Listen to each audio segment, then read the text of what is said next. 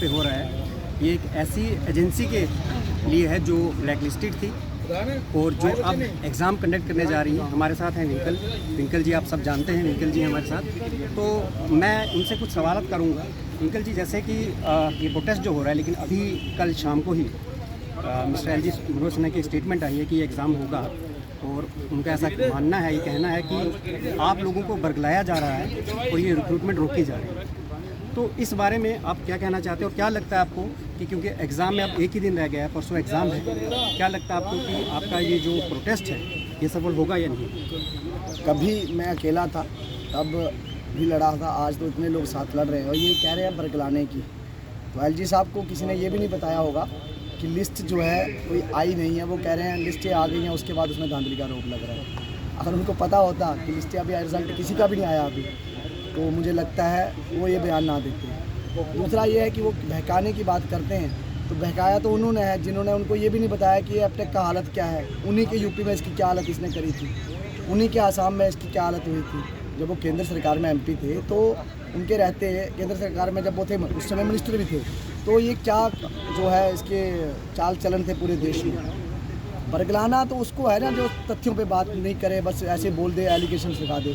CBI की chargesheet हमारे पास सामने है। सीबीआई की चार्जशीट में इसी जेकेएसएसबी के अधिकारी शामिल थे, उनके ऊपर क्या कार्रवाइयाँ हुई। लोगों को कह रहे हमने बहुत कठोर कार्रवाइयाँ करनी है, कहाँ कठोर कार्रवाइयाँ, सभी खुले घूम रहे हैं। एस्पिरेंट्स पे कार्रवाइयाँ हो रही हैं, लाठीचार्ज भी हो रहा है, डिटेन भी किया जा रहा है, उनको तो बस चाय पिलाई जा रही है अंदर बुला के। तो क्या लगता है आपको कि ये अब जैसे कि कल का ही दिन बचा है, क्या लगता है आपको ये मिशन सफल होगा? क्या गवर्नमेंट की बात सुनी कि उन्होंने ये भी कहा कि आने वाले समय में 12,000 और वैकेंसीज आने वाली हैं, तो अब क्या भरोसा किया जा सकता है कि वो किसी ऐसी एजेंसी को वो टेंडर देंगे जो फेयर होगी, जिसकी क्रेडिबिलिटी पे क्वेश्चन मार्क नहीं जो होगा? बयान आया पहले आया 25,000 26,000 नौकरियाँ, फिर अगले दिन प्रेस में जब प्रिंट हुआ तो 20,000 नौकरियाँ। मनोज सिन्हा जी के टेबल पे जब पहुंचा तो 12 साढ़े 12,000 हो गई। अब देखो कम होते होते ये कम हो गई। मुझे नौकरियां आने नहीं आने का अफसोस नहीं है, इस बात का अफसोस है कि कम से कम तुम पढ़ के तो आओ। बहुत मतलब ये बीएचयू के छात्र संघ के अध्यक्ष भी रहे हैं और बीएचयू के छात्र हैं, और बीएचयू बहुत प्रेस्टिजियस है। और अगर इस तरह का बिना पढ़े लोगों के लिखे हुए 4 लाइनें तुम पढ़ देते हो, बाद में तुम्हारे वो शीशा लेटर कराते हैं, मुझे लगता है उन लोगों को बदल दो। आप एक बयान दो, सही बयान दो, और कहीं ऐसा नहीं है कि हमारा उनका लड़ाई है, हम अपना हक मांग रहे हैं। आपको हो सकता है कन्वे जिन्होंने नहीं किया उनके पर कार्रवाइयाँ करो और हमें हमारा करो। कानून दो पेपर लीक को रोकने के लिए। सरकार जो पेपर है सरकारी भर्तियों के वो खुद कराए, एपटेक को बाहर, जब सरकार खुद कराएगी एपटेक बाहर जाएगी, और एपटेक बाहर जाएगी, टर्मिनेट करोगे, एपटेक यहाँ चैलेंज कर दे कोर्ट में, तो केस हम लोग लड़ लेंगे आपकी तरफ से। किसी एजी को जाने की जरूरत नहीं है, हम लोग लड़ लेंगे। ये इतना मटेरियल पड़ा है, क्यों एपटेक बाहर नहीं की जा सकती है? की जा सकती है, ब्लैक लिस्ट कंपनी से पेपर नहीं देने वाले, और हम बाइकआउट करेंगे। एलजी साहब से मैं भी ये पूछना चाहूँगा कि अगर कल ये एग्ज़ाम होता है और फिर कुछ ऐसी बातें सामने आती हैं कि अनफेयर हुआ, कुछ पैसों का फिर से लेन देन हुआ, क्या उसकी जिम्मेवारी जेकेएसएसबी और एलजी साहब खुद उठाएंगे? ये उनके ऊपर एक क्वेश्चन मार्क है। क्या वो ये रिस्पॉन्सिबिलिटी लेंगे कि अगर ऐसा कल को कुछ होता है तो रिस्पॉन्सिबिलिटी उनकी है?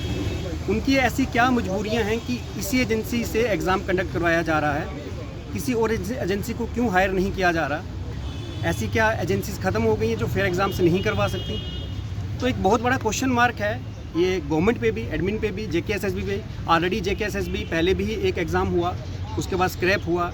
उस प्रोसेस में कुछ ऐसे बच्चे भी थे जिनकी फेयर रिक्रूटमेंट हुई थी, उनको भी अपनी जॉब से हाथ धोना पड़ा, और फिर ये एग्ज़ाम हुआ और अब होने जा रहा है। और अब एक ऐसी एजेंसी को ये टेंडर दिया गया जो ऑलरेडी ब्लैक लिस्टेड थी, और ये बयान दिया जा रहा है कि ब्लैक लिस्टेड थी, अब नहीं है, अब वो ब्लैक लिस्टेड नहीं रही, इसलिए हम उसको ये टेंडर दे रहे हैं। तो ऐसे क्या मजबूरी है कि अगर ब्लैक लिस्टेड अब नहीं है तो फिर से वही एजेंसी एग्ज़ाम कंडक्ट करे और फेयर करे? ऐसा क्या है उस एजेंसी में कि आपको लगता है कि वही एजेंसी फेयर एग्ज़ाम कंडक्ट कर सकती है? ये बहुत बड़े क्वेश्चन मार्क है। और यूथ जो है, जो प्रोटेस्ट कर रहा है, अभी एक ही दिन बचा है, तो अभी यूथ जो एग्ज़ाम देने भी जा रहे हैं, ये लोग तो हैं हमारे साथ जो एग्ज़ाम नहीं देंगे, काफ़ी सारे बच्चे एग्ज़ाम नहीं देंगे, लेकिन जो जा भी रहे हैं वो मेंटली प्रिपेयर नहीं है कि वैसा जैसा उन्होंने सोचा था एग्ज़ाम होगा, हमारी सिलेक्शन होगी, वैसा मेंटली प्रिपेयर नहीं है।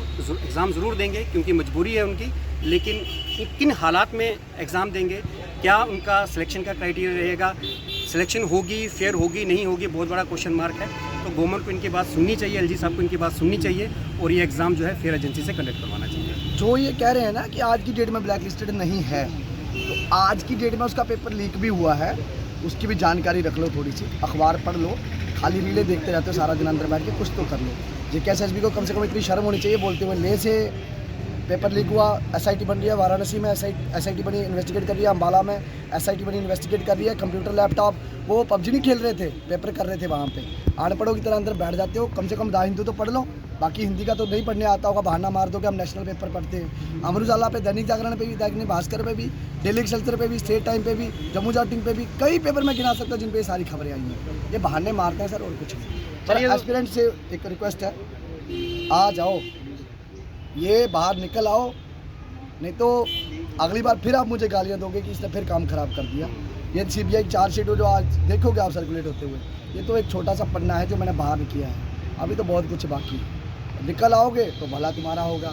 मेरे खिलाफ शिकायत कराओगे कि मैं प्रोसेस से रोक रहा हूँ, तब भी मैं कोर्ट में जाके फ़ायदा कर लूँगा अपना। मैं कोर्ट में जाके बोल लूँगा कि मैं ये करता हूँ, इन्होंने ये किया है, तो ये कोर्ट में भी मेरे को तभी नहीं लेके जा रहे। इनको पता है मैं जज साहब के सामने बोलूँगा ना, जनाब मेरा गुनाह ये है, ये मेरे डॉक्यूमेंट है, तो ना ये वहाँ मेरे को प्रोड्यूस कर सकते हैं।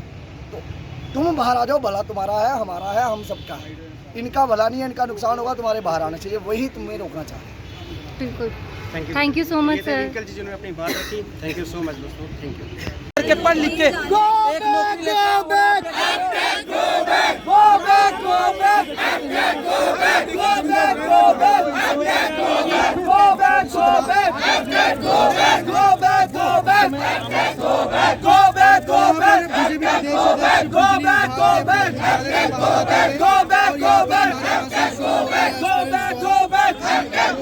go back